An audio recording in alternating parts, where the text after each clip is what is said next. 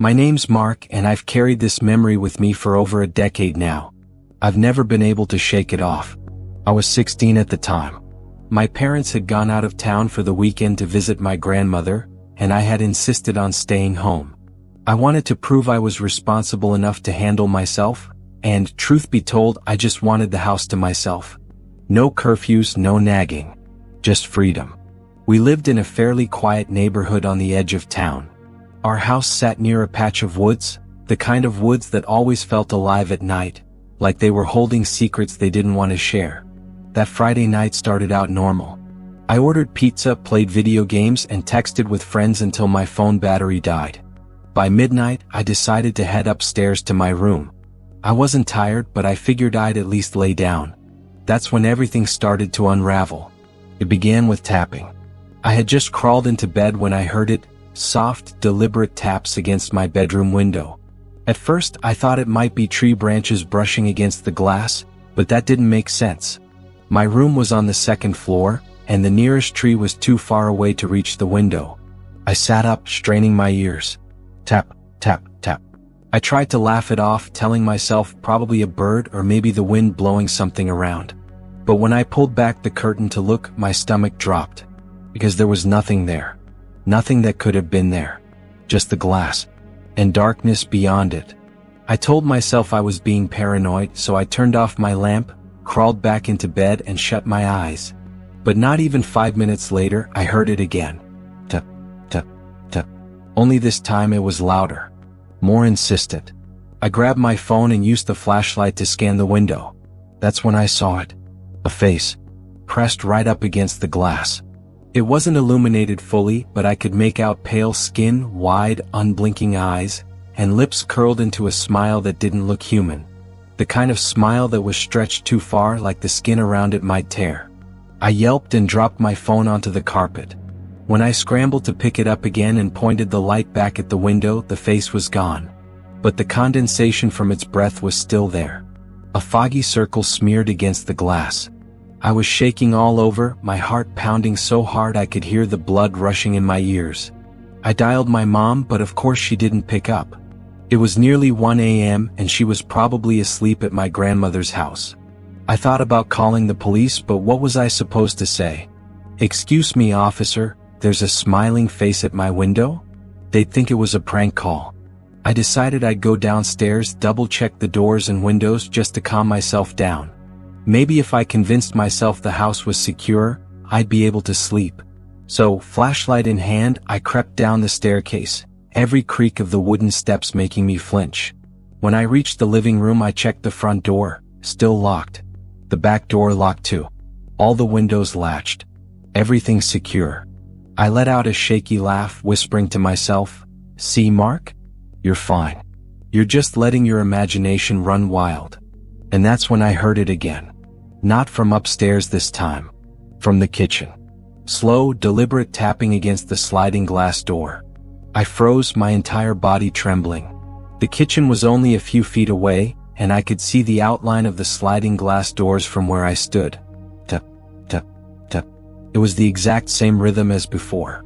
I couldn't stop myself. I stepped closer, holding my phone out like a weapon, the tiny beam of light cutting through the dark. When I finally reached the kitchen and shone the light at the glass, my stomach dropped. There it was again. The face. Pressed right against the sliding door this time, staring at me. The same pale skin, the same wide, hungry eyes, the same grotesque smile. But now I could see more. A long, thin hand was pressed flat against the glass, fingers too long, almost claw-like. And it wasn't just standing still. It was tapping. With one bony finger. Tap, tap, tap. Right against the glass. I stumbled backward, my flashlight shaking in my hand. I wanted to run, but my legs felt like they were made of concrete. The face didn't move. It just stared at me, that horrible smile never faltering. Finally, I found my voice and shouted, "Leave me alone." And then, just like before, it vanished. I don't mean it walked away. I don't mean it ducked into the shadows. I mean it vanished. 1 second it was there, and the next the glass was empty. But just like upstairs, the proof remained. Condensation from its breath smeared across the door. And a faint, greasy handprint right next to it. I ran upstairs, slammed my bedroom door shut, locked it, and crawled into the far corner of my bed, clutching my phone like a lifeline. I didn't sleep. I couldn't. Every tiny creak, every gust of wind outside made me jump. Hours crawled by, the kind of hours that stretch forever when you're terrified. I kept waiting for the tapping to return, but it didn't. When the sun finally rose, I felt like I had survived some kind of battle. I crept downstairs, my body heavy with exhaustion, and that's when I saw something that made my blood run cold. On the sliding glass door, where the handprint had been the night before, there were 3 new marks. Scratches. Long, thin scratches etched into the glass, like something had tried to claw its way inside. My parents didn't believe me. They said I must have dreamed it, that I was just overtired from staying up too late. But I know what I saw. I saw that face, that smile, those eyes that didn't blink. And sometimes, especially when I'm alone late at night, I swear I still hear it. That slow, steady tapping. As if it's reminding me that it's still out there. And one day it might come back.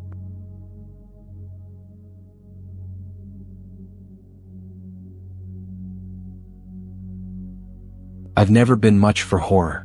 I don't hunt ghosts, I don't watch paranormal documentaries, nothing like that. But what happened to me a few years ago still torments me at night. So this is my story. A true story. What I'm about to tell you really happened, and if you stay till the end, I hope you believe me even just a little. It was one of those normal weeknights where I was home alone. My parents went out for a date night, and I was in charge of watching my dog Milo and my neighbor's dog, Winnie, who was staying with me while she rehabs an injury. I wasn't used to having 2 dogs underfoot, but on this night they were calm. Both curled up on the couch, my legs stretched out on the coffee table, and the dull hum of late-night TV for company. I remember thinking how peaceful it was. The kind of quiet that settles deep into your bones. The only rhythms were the tumbling images on the screen and the soft breathing of 2 slumbering dogs on either side of me. Then, without warning, the air shifted.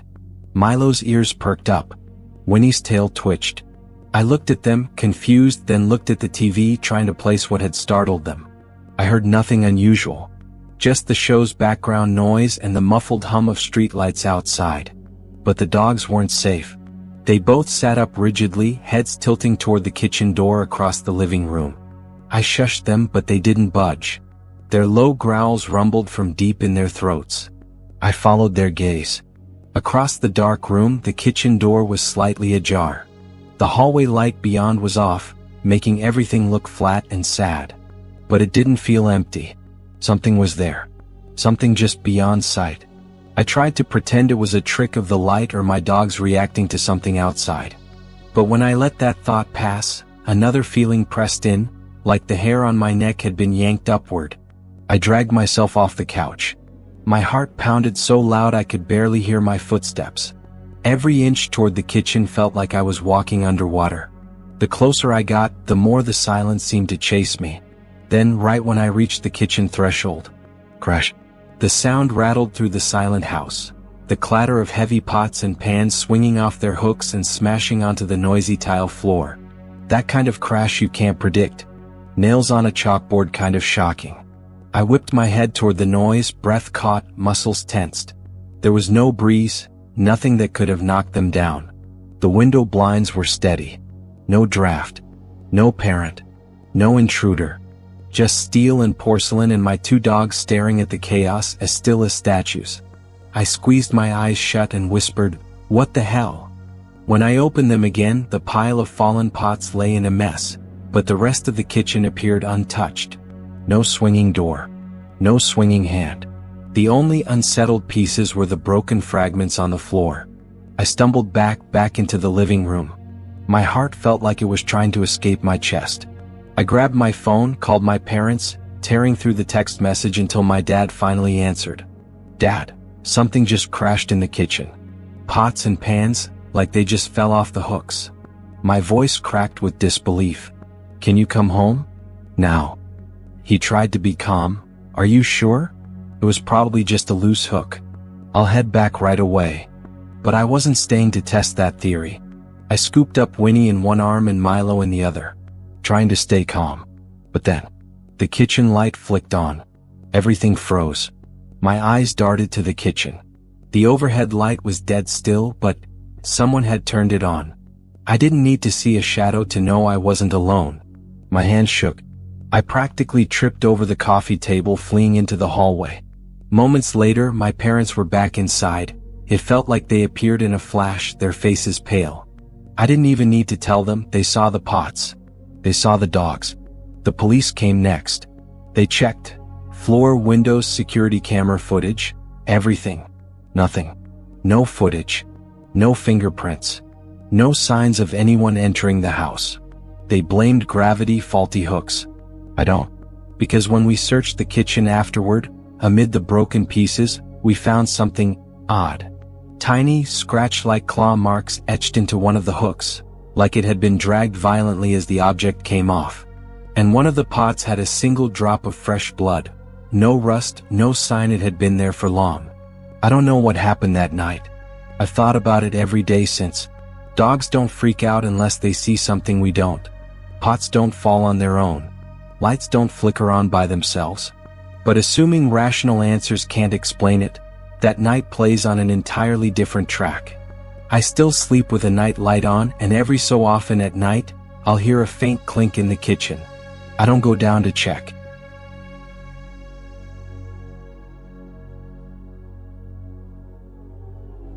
I've always loved being home alone. Most people get nervous when the house is quiet, when shadows grow longer and every creak in the walls feels louder than it should. But not me. I always thought it was peaceful, calming even. That is, until last winter. Now, I can't sit in silence without my heart tightening in my chest. Because when I think of silence, I hear the knocking. It was late January and a snowstorm had rolled through our small town. The streets were buried in white. The wind howled like some restless spirit outside my window, and most of the neighborhood seemed shut down. My parents had gone to visit my grandmother 2 towns over, and because the roads were icy and dangerous, they decided to spend the night there. I was 17 at the time, old enough to stay home alone, confident enough to think nothing could scare me. That night, I bundled myself under a blanket on the living room couch, laptop balanced on my knees, headphones in, the glow of the screen keeping the darkness at bay. Around midnight, the power flickered once, then twice, then the whole house sank into darkness. My screen went black, the heat cut off, and for the first time all night, I realized how alone I really was. The silence was overwhelming. I lit a couple of candles and sat by the window, watching the snow swirl violently under the streetlight. The storm was bad enough that I knew nobody should be out there. Nobody's sane anyway. That's when I heard it. Knock. Knock. Knock. It was faint at first. I thought maybe the storm had thrown a branch against the side of the house. But then it came again. Knock. Knock. Knock. 3 slow, deliberate raps. Not frantic. Not accidental. Someone was at my front door. My stomach dropped. Who the hell would be out in this weather? I crept to the door, my sock-covered feet silent on the hardwood floor. I hesitated before peeking through the peephole. Nothing. No one stood on the porch. The snow was coming down so heavy I could barely even see the steps. But the knocking had been too clear to be my imagination. I backed away slowly, every hair on my body standing on end. Maybe it was kids messing around, I thought. But no kid would be insane enough to play pranks in a storm like this. 10 minutes passed. I tried to distract myself with my phone, but the battery was almost dead and I didn't want to waste it. That's when I heard it again. Knock. Knock. Knock. This time it wasn't at the front door. It was at the back. I froze. My house only had one back door and it led to the kitchen. That door was locked. I had checked it earlier. But the knocking was there, steady, deliberate, like whoever it was knew exactly where to go next. I gathered the courage to inch my way to the kitchen. Candlelight flickered against the walls, making the shadows stretch unnaturally long. The snow outside rattled against the glass like skeletal fingers. I stood in front of the back door, heart pounding. Slowly, I leaned in and tried to peer through the small window in the center. Nothing. Just snow and night. And then, knock. Knock. Knock. I screamed, stumbling back. The sound had come while I was standing there, staring right at the empty door. I couldn't take it anymore. I called my parents. The call barely went through, but when my mom answered, her voice was panicked. She begged me to stay in my room, lock the door, and wait until morning. She said the storm was too bad for them to drive back. So I listened. I ran upstairs, locked my bedroom door, and sat there on the bed clutching a flashlight like it was a weapon. I didn't even realize I was crying until tears blurred my vision. For a while, everything was quiet. Just the sound of the storm and my own shaky breathing. I almost convinced myself it was over. Then came the knocking. But this time, it was at my bedroom door. Knock. Knock. Knock. Slow. Patient. Mocking. I pressed both hands over my mouth to keep from screaming. Whoever it was, whatever it was, they were inside the house. I wanted to call the police, but my phone had finally died. I wanted to scream for help, but no one could hear me over the storm. The knocking didn't stop. It came again and again, rattling the thin wooden door like it was about to split open. I don't know how long it went on. Minutes? Hours?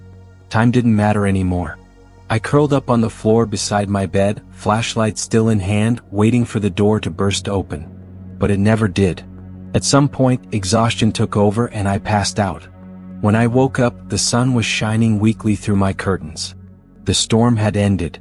The world was white and still, like nothing had happened. I unlocked my door, terrified of what I'd see. But the house was quiet. Normal. The front and back doors were still locked. No footprints in the snow. No sign of anyone ever being there. To this day, I don't know what knocked on my doors that night. I've tried to convince myself it was just the storm, or my imagination playing tricks on me. But deep down, I know that's not true. Because sometimes, when I'm lying awake in bed, the house quiet and the world asleep, I swear I hear it again. Knock. Knock. Knock. And I know, whatever it was, it's not done with me yet.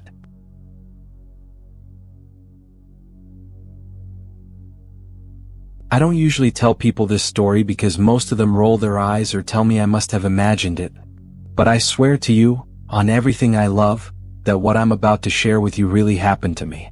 It was about 3 years ago. I was 14 at the time and I was home alone one Saturday night. My parents had gone out to dinner with some friends, and they told me they'd be back before midnight. I was totally fine with it because I'd stayed home before, and honestly, I was kind of looking forward to having the whole house to myself. Our house has 2 floors. My room and my parents' room are upstairs, along with the hallway that connects everything. The living room and kitchen are downstairs. That night, I was lying on the couch in the living room with my phone in my hand, half watching some random show on Netflix and half scrolling through Instagram. Everything was normal. The house was quiet. The only sounds were the low hum of the TV and the occasional scrape of tree branches against the roof whenever the wind blew. That's all pretty normal for our house, but for some reason the silence that night felt heavier. I don't know how to explain it, but it felt like the air itself was thicker. It was around 9:30 when I heard it. The sound that changed everything. A creak. Not the kind you hear when the wood shifts or the heater kicks on. No, this was sharp, deliberate, and directly above me. I froze. It sounded exactly like one of the floorboards upstairs being stepped on. At first, I told myself it was nothing. I even laughed nervously and whispered, "Get a grip, Emily. Houses make noises all the time." But deep down, I knew what I had heard. I tried to shake it off and turn the TV up a little louder. But then, maybe 15 minutes later, I heard it again. This time it wasn't just one creak. It was several. Step, step, step. Like someone was walking across the upstairs hallway. I remember sitting there, frozen in place, my phone clutched in my sweaty palm, and my heart racing so fast I could feel it in my throat. I knew I had locked the front and back doors after my parents left. I knew all the windows were closed. There was no way someone could have gotten inside. But the sounds didn't stop. The footsteps were faint but steady, moving slowly, like someone was deliberately pacing. I finally worked up the courage to whisper, "Hello? Is anyone there?" And that's when everything went dead silent. I swear the silence was worse than the footsteps. Because I could feel, no, I could almost sense, that someone was up there, standing completely still, listening. I held my breath, straining my ears. And then, after maybe 10 seconds that felt like an hour, I heard it. Breathing. Not mine. Not the steady kind of breathing you hear when someone's asleep. This was ragged, uneven, almost like whoever it was trying not to be heard. And it was coming from the top of the stairs. My hands were shaking so badly when I grabbed the remote that I dropped it on the floor. The clatter echoed through the room like a gunshot, and immediately the breathing stopped. The next thing I heard was worse. 3 slow knocks. Not on the front door. Not on the back door. From inside the house. It came from directly above me, the ceiling of the living room, which was the floor of the upstairs hallway. Knock. Knock. Knock. I wanted to scream, but my throat was so tight I couldn't make a sound. I finally grabbed my phone and called my mom, whispering into it as quietly as I could. "Mom, there's someone upstairs. I'm not joking. I can hear them walking. Please come home." My mom tried to calm me down, saying, "Emily, honey, the doors are locked. It's just the house settling. We'll be back soon." But right as she was saying that, the footsteps started again. This time they weren't faint. They were heavy, purposeful, walking straight toward the staircase. I whispered into the phone, "Mom, I can see him." Because I could. The upstairs hallway light was still on from earlier, and I could see a tall shadow cast on the wall. The figure was hunched, its outline strange and wrong, like it wasn't standing fully upright. I'll never forget the way the shadow stretched across the wall as it reached the top of the stairs. That's when I lost it. I screamed into the phone, "He's here. Mom, he's here." My mom started yelling back, telling me to get out of the house right now. I didn't need to be told twice. I bolted off the couch, my bare feet slipping on the floor as I sprinted for the front door. My fingers fumbled with the lock. I could barely get it open because my hands were shaking so violently. Behind me, I heard the slow, deliberate sound of footsteps coming down the stairs. 1 step, 2 steps, 3 steps. I finally got the door open and I ran. I didn't look back. I didn't dare.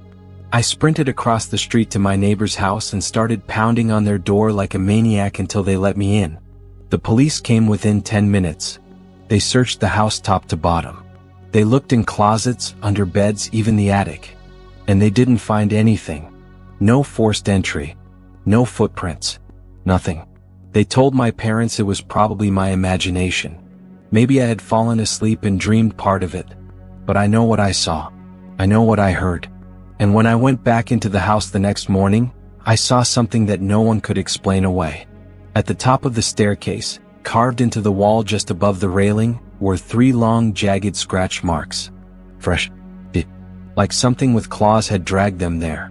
I touched them with my fingertips and I remember whispering to myself, it was real. I wasn't imagining it. It was real. To this day I refuse to stay home alone. Even now, years later, if my parents go out, I either go with them or I make sure a friend is over. Because I know what it feels like to be watched. I know what it feels like to hear something breathing in the dark. And worst of all, I know what it feels like to run from something that may not even be human.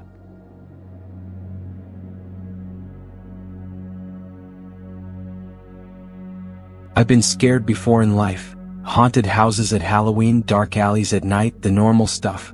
But none of it compares to what happened one summer night when I was home alone. This wasn't a prank. This wasn't a dream. And if you stay until the end, maybe you'll understand why I still refuse to sleep in silence. It started so ordinary. My parents had gone away for the weekend, leaving me in charge of the house.